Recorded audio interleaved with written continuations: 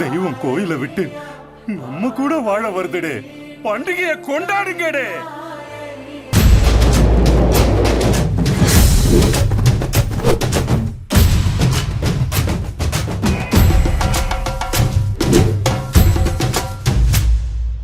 சிந்தித்தோம் பெருந்தேச கனவினை சந்தித்தோம், கடும் போரின் கெடுவினை எந்தித்தோம், கொடும் கூற்ற பகையளித்தோம்.